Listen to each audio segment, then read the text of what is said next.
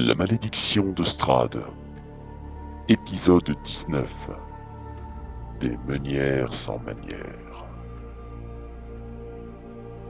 Laissé à la porte de l'église de Barovia, il est maintenant midi. Les chemins, les forêts sont peu sûrs en Barovie.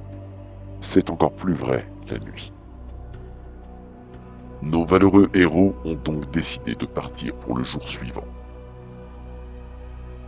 Ils ont profité de l'après-midi pour aller observer les ours des cavernes de la région à la demande de Goël, le druide du groupe.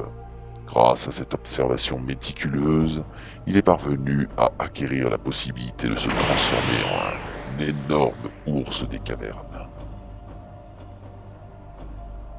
Après cette escapade dans les bois, et fort des nouveaux pouvoirs du druide du groupe, ils se mirent en route pour Vallaki, afin d'atteindre Argynvostolt, le fort de l'Ordre du Dragon d'Argent.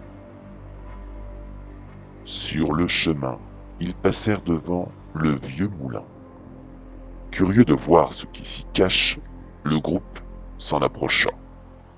Un corbeau perché sur la poutre vous apprend que derrière ce moulin, un site doit être reconsacré, et que le moulin est en proie à un mal incommensurable. Piquée par la curiosité, Millilith, la moinesse alpheline du groupe, toqua à la porte. Une vieille femme aux doigts crochus et à la langue pointue leur ouvrit la porte. Elle les invita à entrer, mais sa façon de s'adresser à eux était étrange, voire louche. Par les 9 enfers, voilà que j'ai de la visite. Oh, par les 666 couches. Hélène tire, je t'en prie. Entre, nous allons discuter. Millilith sentit la menace et préféra frapper la première. S'ensuivit un combat jusqu'à dans les étages de la bâtisse. Elle n'était pas seule, ces créatures n'avaient plus rien d'humain. Elles avaient une force colossale, mue par une puissance magique sinistre et redoutable. Les trois sorcières prirent rapidement l'avantage, bien que les héros assénèrent de nombreux coups avec force et détermination. Mais Goël comprit en premier le sort funeste qui les attendait.